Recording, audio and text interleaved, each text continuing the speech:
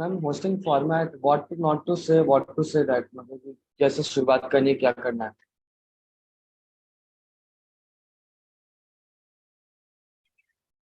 नहीं ma'am actually ma'am हमने Okay, ये नहीं hello, बताया था कि hello. किसका चल रहा है और मैंने देखा था तो मैं एक्चुअली मैं अभी क्लास सीटी देने आया था ना मेरा सेमेस्टर एग्जाम चल रहा है। मैंने मैम को मैसेज Hello, किया था ma'am. hello, Ansh. Can you mute yourself and just sit quietly?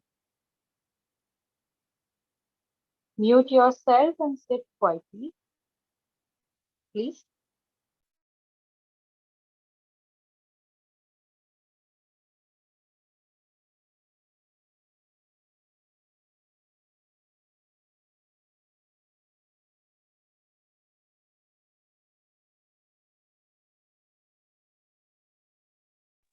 Okay, good morning, everyone. Sorry for the miscommunication. I'm really sorry. Sorry, ma'am. At 10:08, I will start the hosting, and then at 10:10, you can start.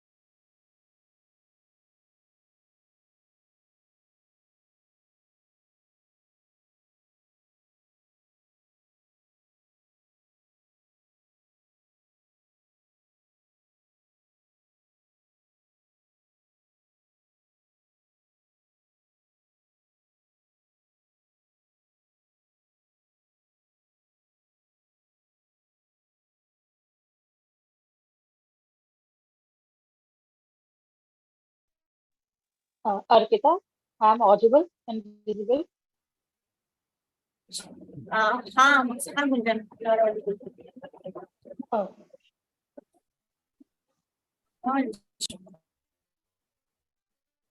so sorry, guys, for the miscommunication. I'm sorry, my beloved speaker, ma'am. So sorry. Now we can start. A very good morning to all of you. I, Gunjan Garg, today webinar host, welcome you to our team study and a very special welcome to our mentor, speaker, today guide, ma'am. So, welcome, ma'am. Thank you, ma'am, for joining with us. Thank you.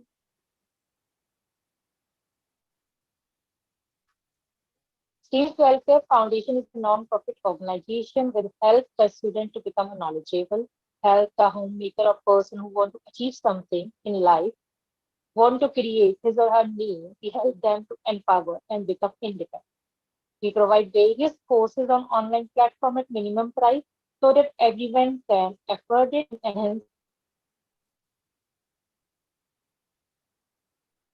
also apart from family. So let me allow for a brief description of our speaker.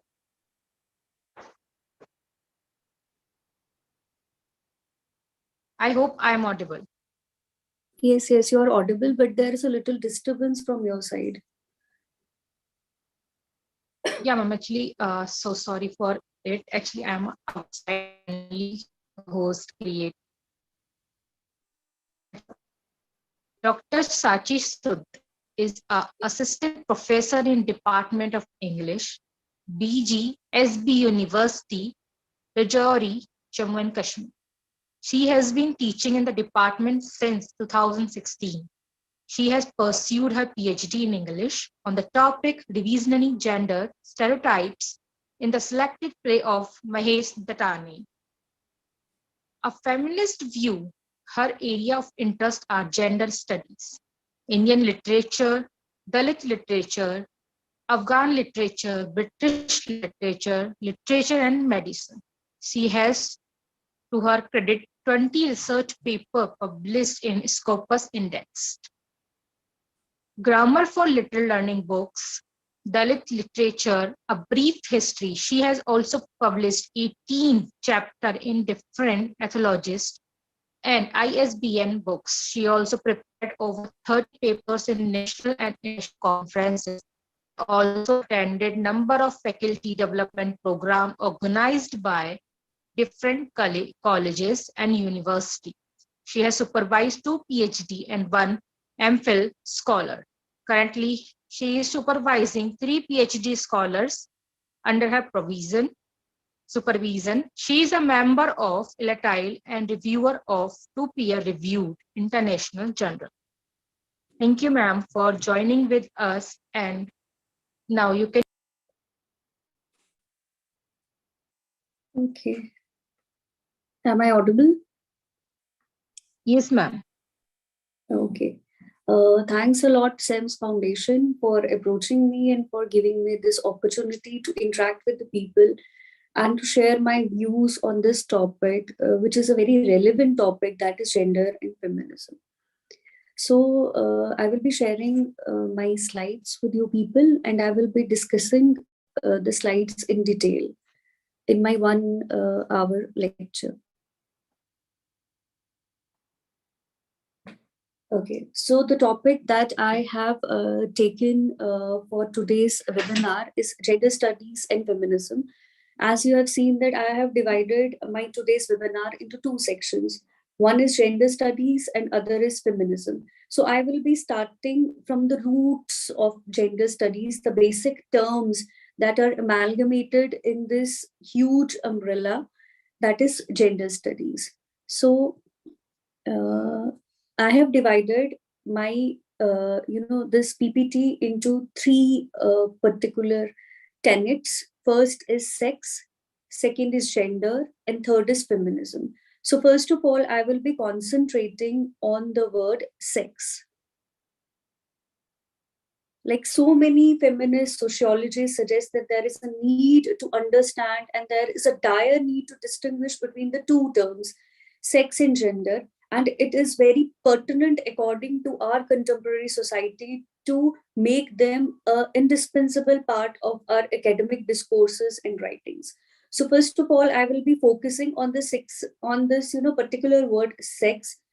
So in a broader way, when we talk about sex, it refers to the biological and physiological difference between male and female sex.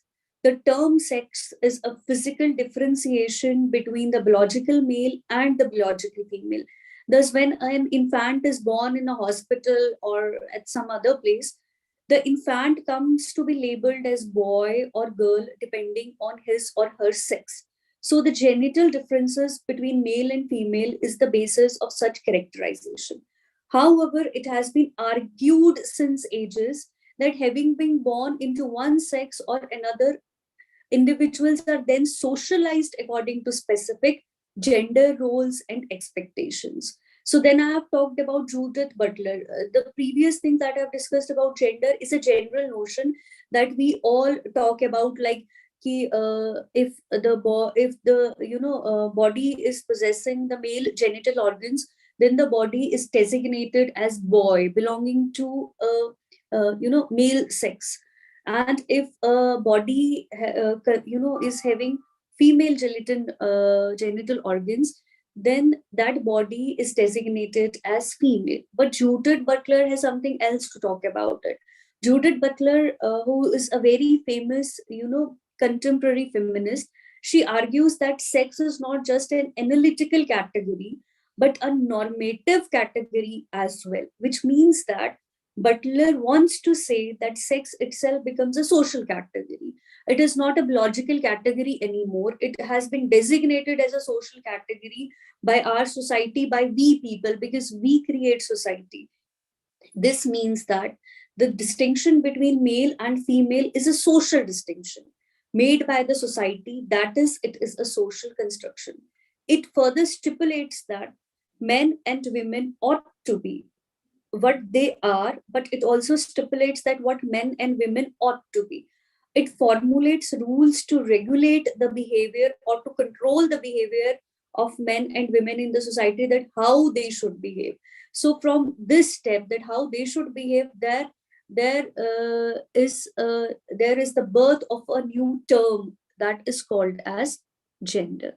So I have written here one quote by Simone de Beauvoir. Simone de Beauvoir is again a contemporary feminist, and who is very famous for writing a book titled as The Second Sex, which is also considered as the Bible of feminism. So I have taken this quote from that particular book. I quote, "One is not born, but rather becomes a woman," I unquote, which further throws light, or which further illustrates the process from which a girl who is born with a female genital organs is further socialized into a woman, and how a male that is born with male genital organs is socialized into being masculine. So gender. Anne Oakley is a very famous sociologist, and the people who are connected to gender studies, they must be knowing about Anne Oakley. So Anne Oakley, in her book Sex, Gender and Society, and Anne Oakley was the first sociologist who basically differentiated between sex and gender, because before that, sex and gender were amalgamated with each other. There used to be no distinction between sex and gender, but Oakley created a clear line of demarcation between sex, gender, and how society creates or molds sex and gender according to its own needs. So Anne Oakley was the first sociologist to differentiate between sex and gender, and she explores the term gender. So in simple terms, gender explains the differences between men and women in social terms as men, and as what a man can do or what a man has to do, as a woman, or what a woman can do or what a woman cannot do. These are the scripts that are already provided to them, that okay, if you're a boy, you have to behave like that, you have to do like this, and if you're a woman, then you have to behave like this should be your behavior in the society. So therefore, gender is an analytical category that is socially constructed to differentiate the biological difference between men and women. So Anne Oakley says that the roles that are assigned to men and women help to support and maintain a further larger institution that is called as the patriarchal society. So the gender differences are set in hierarchical oppositions, such that men are superior and women are subordinate. And it is like a tradition, it is like a sermon by the patriarchal society, that men has to be at the dominating position, and women has to be in the subordinating position always. So then I have talked about Judith Butler, because she's a writer of a very famous book that is called as Gender Performativity, and she has given a very famous term of performativity in her particular book. So she theorized about gender, and she introduced the notion of performativity, an idea that gender is involuntarily performed within the dominant discourses of patriarchy, which means whenever an actor goes to perform in the theater or in the movie, they are already being provided with a script, and when they read that script, then they perform, which means a script is already being provided to all of us, and we have to perform according to that particular script. And if we move here and there, and if we are not going to follow the postulates of that particular script, ki ab ladki ho, you have to behave like this. If you are a boy, you have to behave like this. If you are a boy, you have to always show domination. Or agar aap ladki ho, aap unchi awaaz mein baat nahi kar sakte. You can't say, you can't give a voice to your feelings or whatever you want to say. So which means then you will become an outcast agar aap us particular script ko follow nahi karte. So she gave the concept of performativity, that there is always a gender wardrobe. Ek aapke samne is already provided a gender wardrobe. You have to pick the color, you have to pick the behavior, you have to pick your profession from that particular gender wardrobe. And the people who are not going to stuck themselves to that particular gender wardrobe, they are called as outcast, they are called as abnormals, they are called as perverts. So Butler has a great contribution in the formation of the concept of performativity.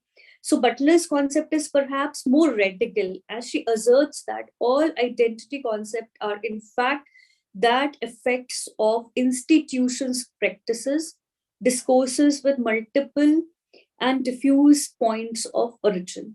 She further states that sex gender distinction suggests a radical discontinuity between sexed bodies and culturally constructed gender.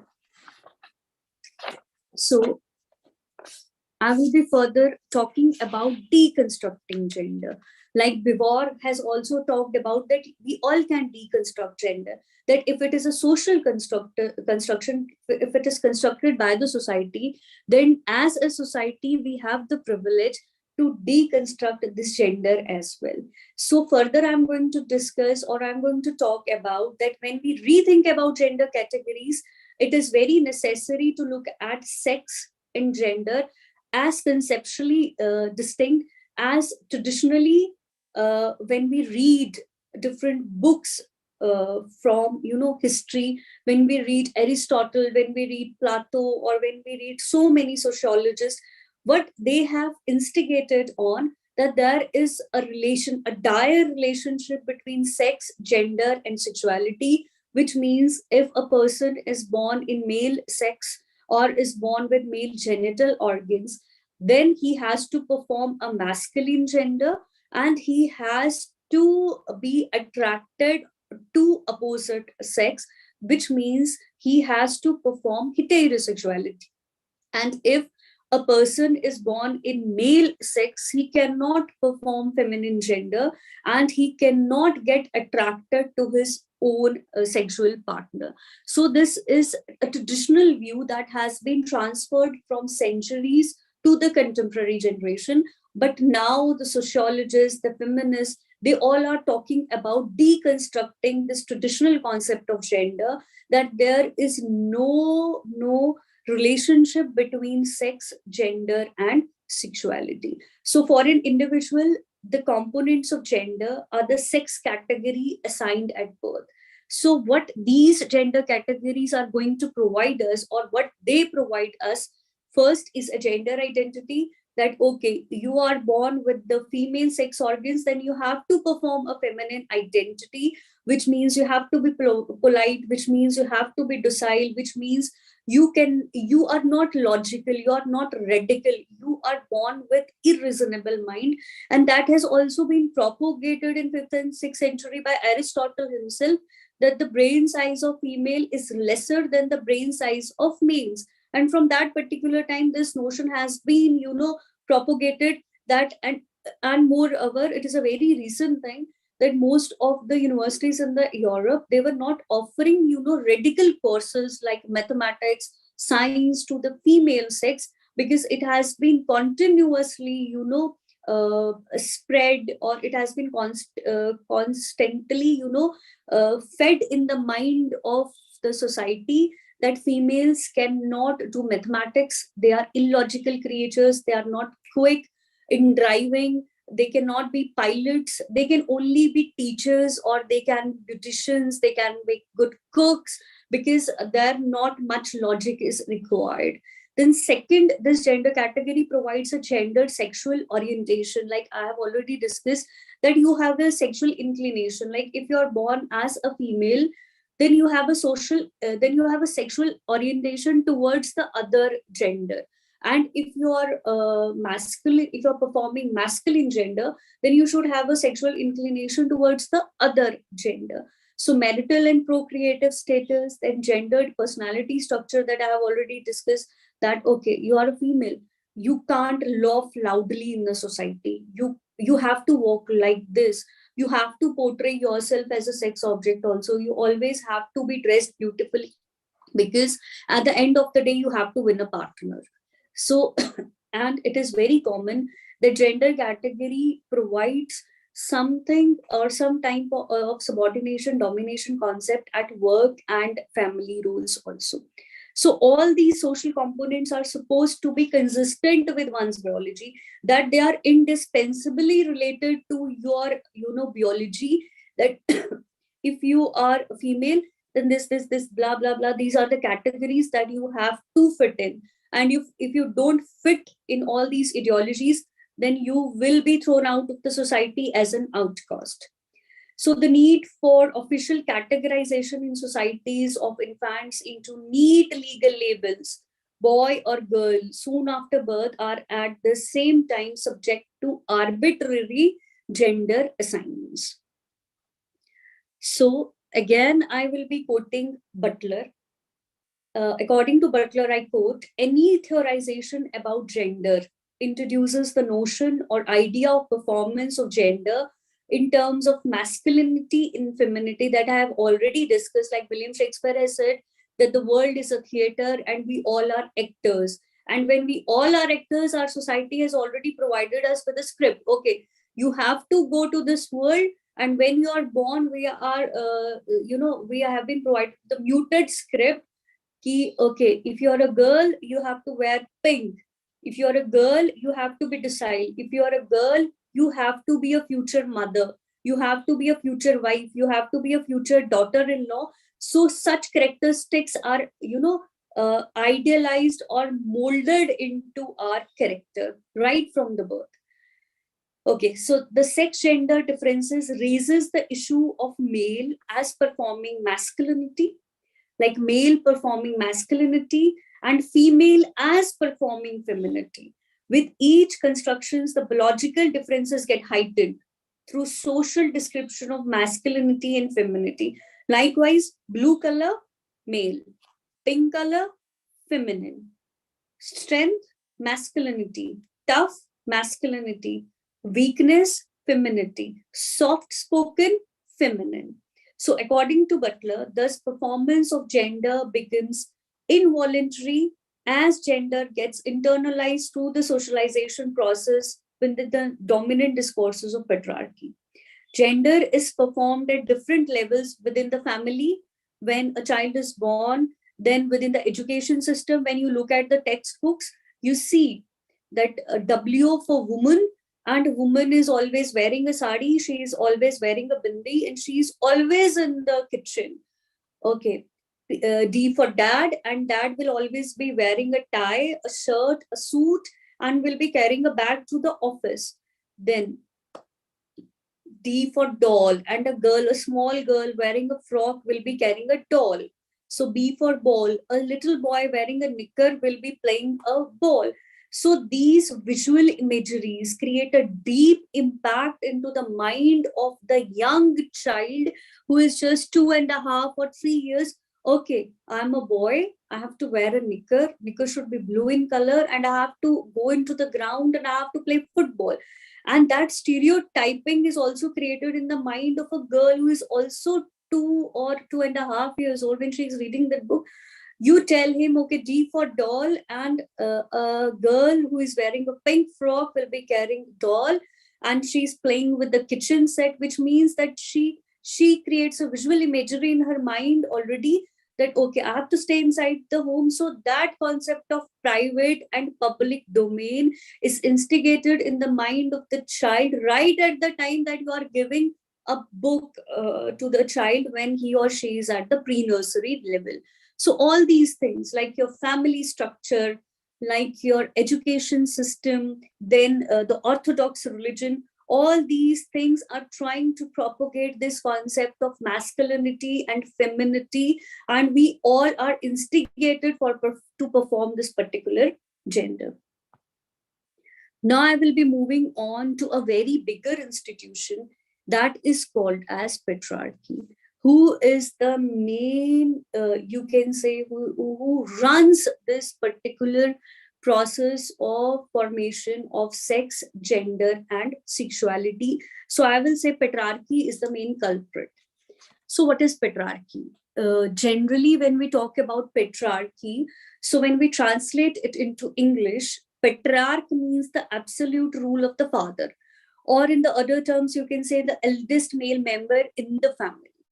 So patriarchy is thus the rule of the father over all in the family, our all women in the family, and also our younger male, socially and economically subordinated males. So patriarchy in our families in Indian society runs through two systems. One, the elder male rules the females, all the females, irrespective ki wo kis age ki hai.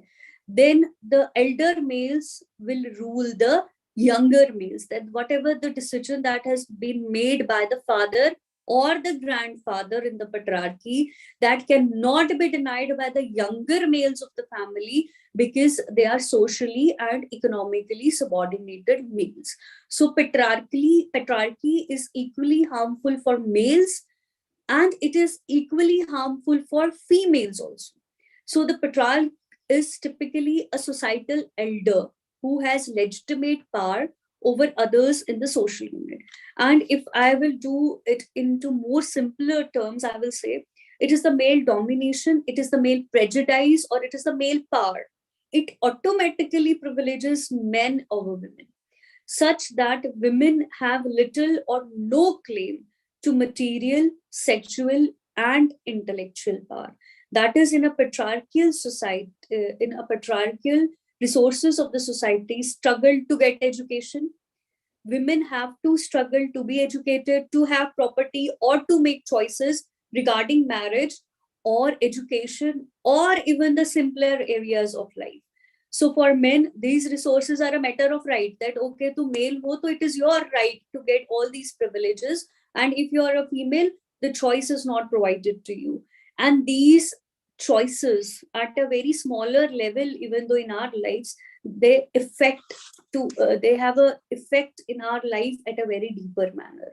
So in a very general way, patriarchy today is a very catchword that describes the different ways in which society discriminates against women. So next slide that I have made is, how do men control women in a patriarchal system, or what are the different agencies through patriarchy runs? First is women's productive and labor work, which means that men control women's productivity both within the household and outside in paid labor work.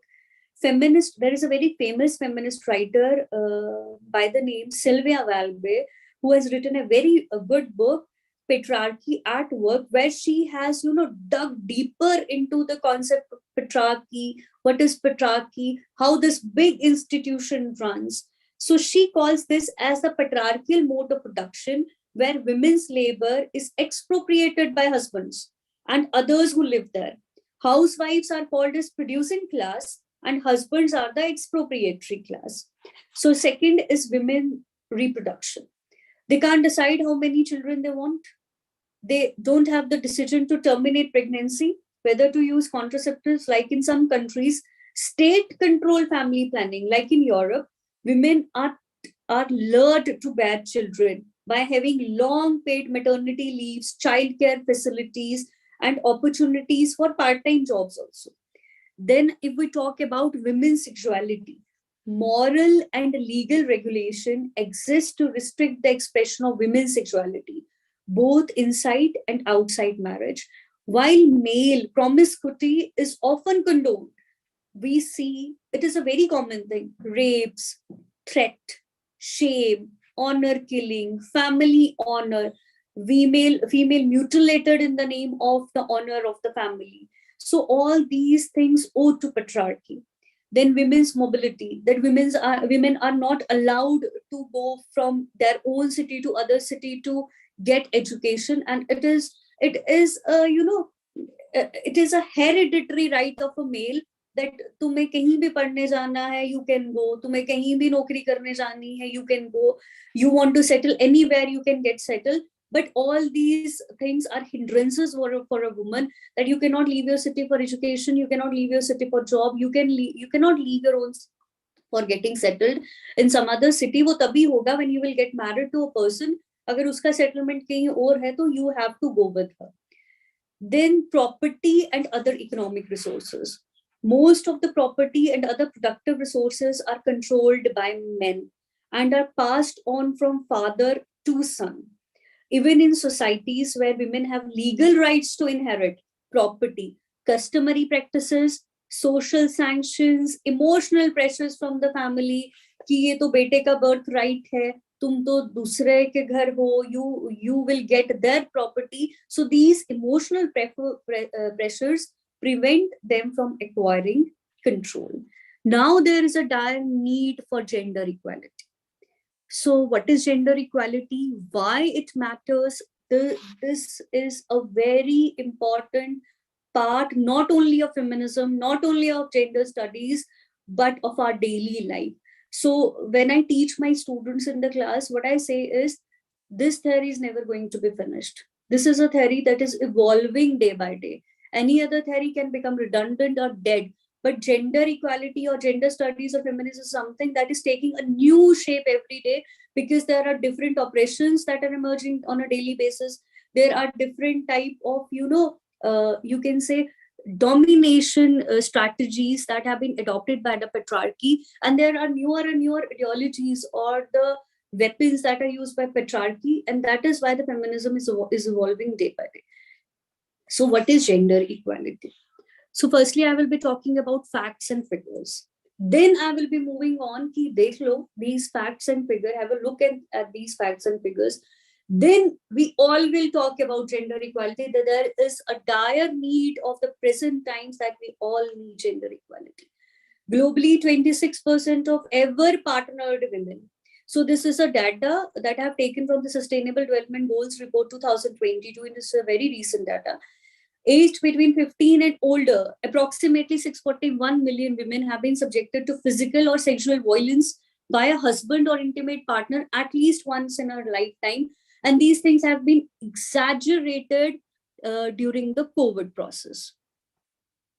Then in 2021, survey conducted in 13 countries, where 40% of women reported that they or a women they know in their close vicinity have experienced some form of violence since COVID, not only during COVID, but after COVID also. In 2021, nearly 1 in 5 young women were married in childhood, which means we are still practicing that childhood marriage, respectively in Southern Asia and Sub-Saharan Africa. At least 200 million girls and women have been subjected to female mutilation, and it is very common in African countries that female genital organs are mutilated, mainly in 3 countries. Only 15 out of 52 reporting countries included sufficient provisions in their legal frameworks to protect women's right to land. In 2019, women only held 28% of managerial positions worldwide. Globally, 24% of adolescent girls aged 15 to 19 are not in education, employment, or training, compared to 13% of boys of the same age. In 2021, 3/4 of new HIV infections among adolescents aged 10 to 19 occurred among girls worldwide. Maternal health conditions, hemorrhages, sepsis, obstructed labors were the second leading cause of death among girls aged 15 to 19. Self-harm, suicides is the third leading cause of death among adolescent girls aged 15 to 19 worldwide. So why gender equality? Goal. So the goal of the society should be to achieve gender equality and empower all women and girls. Why? Firstly, I will be focusing on this particular that why gender equality is required, because the answer is very clear. Females represent half of the world's population. Half of the world populations means half of the potential and half of the human resource lies within women. So today, gender inequality persists everywhere and stagnates social progress. Women continue to be underrepresented at all levels of political leadership across the globe. Women and girls perform a disproportionate share of unpaid domestic work. Inequalities faced by girls begin right at birth and follow them all their lives. In some countries, girls are deprived of even an access to healthcare, poor nutrition, leading to a higher mortality rate. Now, how it affects women? Firstly, I've discussed that why gender equality is needed. Now, how it affects women. How does gender inequality affects women is disadvantages in education translates into lack of access to skills and limited opportunities in the labor market. The main reason is that why there is a need of Beti Padhao, Beti Bachao, because there is no access to education for the women. And which means that if you're not educated, you have been provided with limited opportunities in the labor market. Women empowerment is essential to expand economic growth and to promote social development. More issues like certain issues I have discussed, okay, female mutilation, health sector, education. There are so many other issues also. In 3 girls aged between 15 to 49 have experienced some form of female genital mutilation in 30 countries in Africa, Middle East, where the harmful practice is most common, with a high risk of prolonged bleeding infection, including HIV, childbirth complications, infertility, and even death. The COVID-19 lockdown further caused domestic violence to increase in many countries, including India, showing the critical importance of social protection for women and girls. So now, why gender equality matters? Why there is a need of gender equality? Regardless of where you live, in gender equality is a fundamental human right that women have the right to say that I am also a human being. Rest, according to our traditional view, males are only human beings. So what feminists want to say, that do consider us as living creatures, that we also exist, we also breathe, we can also walk, we are also a category of living things. So advancing gender equality is critical to all areas of a healthy society, from reducing poverty to promoting health, education, protection, and well-being, not only of females, but also of males. So how much we have achieved yet? International commitments to advance gender equality have brought about improvement in some areas. Like child marriages have been declined to a certain extent in recent years, and women's representation in the political arena is higher than ever before. But the promise of a world in which every woman and girl enjoys full gender equality and where all legal, social, and economic barriers to their empowerment have been removed remains unfulfilled, and it is very pathetic. So, what can we do to fix issues? How to fix these issues of gender equality? So I will be talking about an individual level. I'm not here talking about the government intervention or the intervention of some international agencies or the national agencies. I'm talking about my level. I'm talking about your level. That how individual responsibility matters. If you're a girl and you're at a school, you're in a college or in a university, help empower your classmate to fight for their rights to access sexual and reproductive health services. If you're a woman, you can address unconscious biases and implicit associations that form an unintended and often an invisible barrier to equal opportunity. And if you're a man or a boy, you can work alongside women and girls to achieve gender equality and embrace healthy and respectful relationship with your mother, with your sister, with your wife, with your partner, with your daughter. Then you can fund educational campaigns. If you are a professional, if you earn, then you can fund educational campaigns to curb cultural practices like female genital mutilation and change harmful laws that limit the rights of girls and women and prevent them from achieving their full potential. Then I will be talking about feminism. Feminism, again, is a catchword like patriarchy, but people have different viewpoints about feminism. Some say that feminism is good for society. Some say feminism is harmful for society. But feminism now has become an indispensable part of our society. Feminism, remember one thing always, that feminism does not talk about only, women empowerment. it also talks about gender equality. And when we talk about gender equality, there is not only one gender, there are multiple genders. So feminism is an awareness of women's oppression and exploitation in society, at the place of work, at your workplace, within the family, and the conscious effort by all the genders to change the situation, which means the conscious effort is not only by the feminine gender, but by all the genders. So the basic postulates. It is not only an academic exercise that, okay, I am teaching gender studies in the class, so I have to restrict it only to the academic exercise. It is not only an academic exercise like so many other theories, but it is action oriented, which, instigates the readers, the students, the audiences, the spectators to talk about it, to have an action for it. It is an ideology, it is a belief system, and it is an ideology against oppression and exploitation of women. And it talks about the social, political, cultural, economic rights of women. So it consists of ideologies by different critics. It talks about thoughts, it talks about theories, it talks about perspectives from time to time.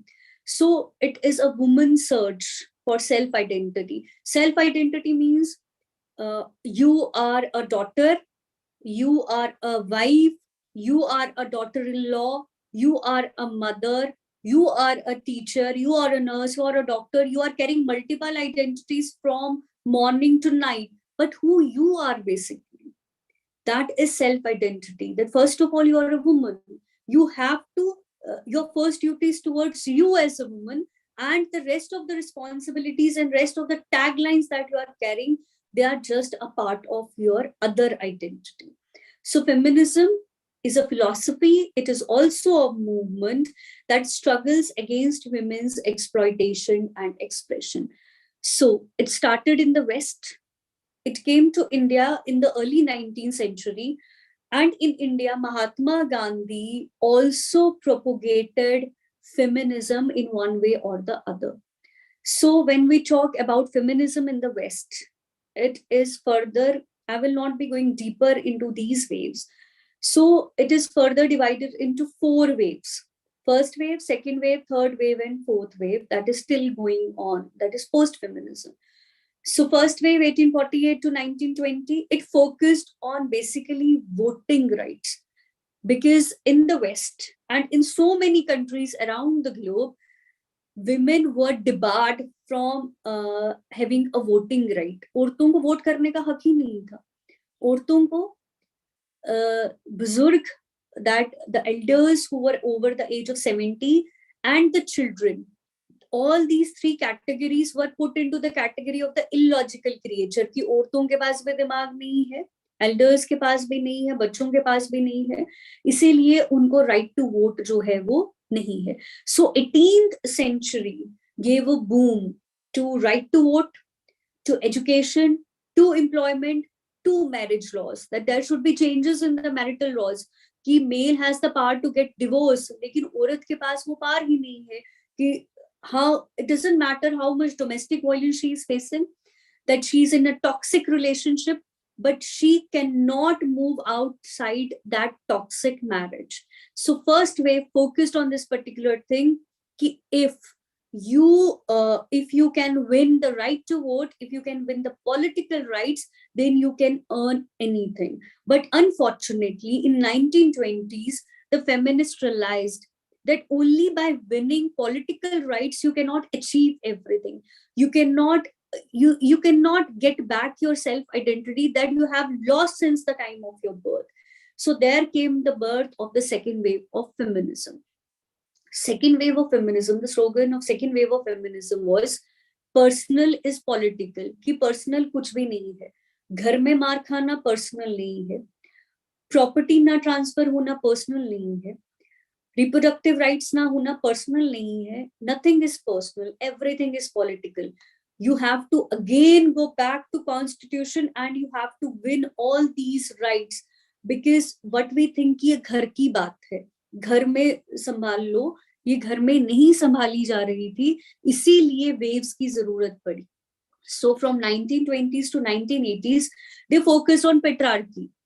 By patriarchy, that I have already discussed in detail, ki in our education system, in our family setup, in our health sector, in our orthodox religion, these concepts of subordination and domination have been regularly fed into the male and female mind. So patriarchy, gender-based violence, that you have to legalize abortion, you have to legalize the control of women over her body, and birth control were the main prerogatives of the second wave of feminism. फिर 1980s में there was a realization of one thing कि भाई हमने political rights भी ले लिए, हमने gender rights भी ले लिए, अब क्या कमी है? Why there is something that we have not achieved? There came the birth of third wave of feminism in 1990. Intersectionality. Intersectionality means the first two waves have not included the Black women. They have not included the Dalit women. They have not included the lower class women. But third wave talked about this thing that we all are women, irrespective of caste, color, creed, race, or class. Ki, from whatever class you are, from whatever color you are, from whatever race you are, we all are women. And this is intersectionality, that we have to include all the women from the world, chahe wo India se hai, chahe wo Britain se hai, chahe wo Germany se hai, because we all are women. So it talked about sisterhood concept, that there should be change in stereotypes. Why there is a preconceived notion in the mind of the male and the female. Okay, you are male, you have to behave like this. You are a female, you have to behave like this. There should be a change in the stereotypes. Then media portrayal.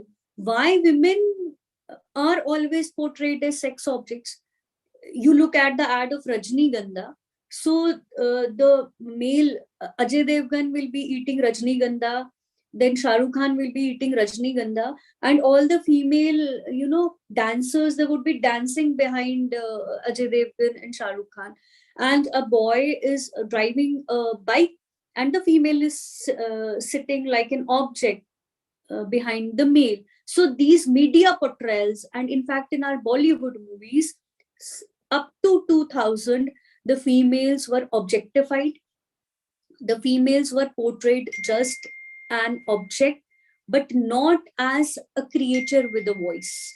So after that, contemporary society, there is post-feminism. Post-feminism talks about homosexuality.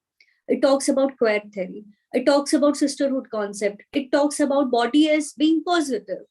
That different taboos are related to female body. Okay? Maternity, menstruation, all these things are taboos that have been attached to a female body since centuries. Then now this is a time to remove all these taboos. If you want to get married, this is a time of making choices. If you want to get married, it's your choice. If you don't want to get married, it is again your choice. If you want to have kids, it's your choice. If you don't want to have kids, it's your choice, because it's your body. If you want to be a homemaker, it's your choice. Nobody can force you कि तुम पढ़ी लिखी हो, तुम काम करने जाओ. And if you want to do job, again, it's your choice. If you want to make a balance between workplace and home, it is again your choice. Which means post-feminism is talking about making choices. And when you will make your choice, which means you are deconstructing the gender norms. So the last slide is types of feminism. Different waves and different eras of feminism have given birth to different types of feminism. First is liberal feminism, is individualistic form of feminist theory, which focuses on women's ability to maintain their equality through their own actions, through their own choices. They argue that society holds the false belief that women are by nature less intellectual and physically less capable than man, so we have to show our individuality. Second is socialist feminism. It focuses upon the both public and private sphere of a woman's life and argues that liberation can be achieved by working to end both economic and cultural sources of oppression. Then radical feminism, it is a logical feminism. It seeks to abolish patriarchy by challenging existing social norms and institutions rather than through a purely political process. This includes changing the notion of traditional gender roles first, then opposing the sexual objectification of women, like I told you in your ads, in your Bollywood movies, in your Hollywood movies, in Netflix series, everywhere, and raising public awareness about such issues as rape and violence against women. So I will be concluding my presentation by saying gender equality is essential to ensure that every child, it doesn't matter if the child is a girl or a boy, has a fair chance in life. And we should consider all the children, that they are living entities and they all have the right to live and sustain on this beautiful earth. So thanks a lot. This is all from my side.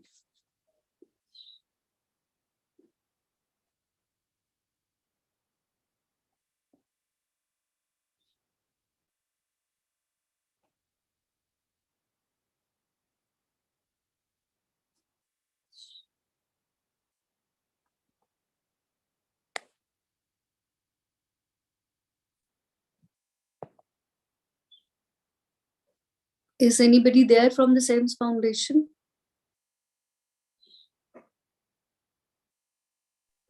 Yes, ma'am. Okay. Okay, if anybody have any question to ask from ma'am, please feel free to ask.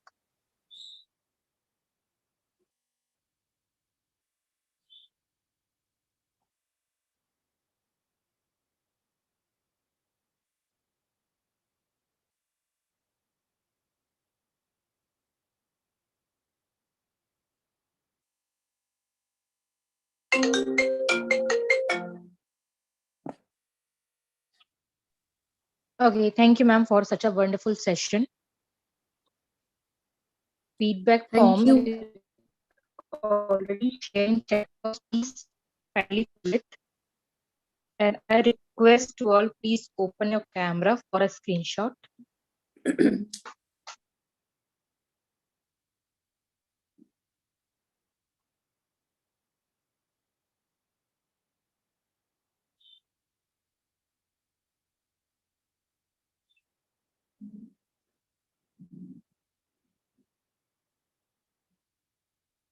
Arpita, please take a screenshot.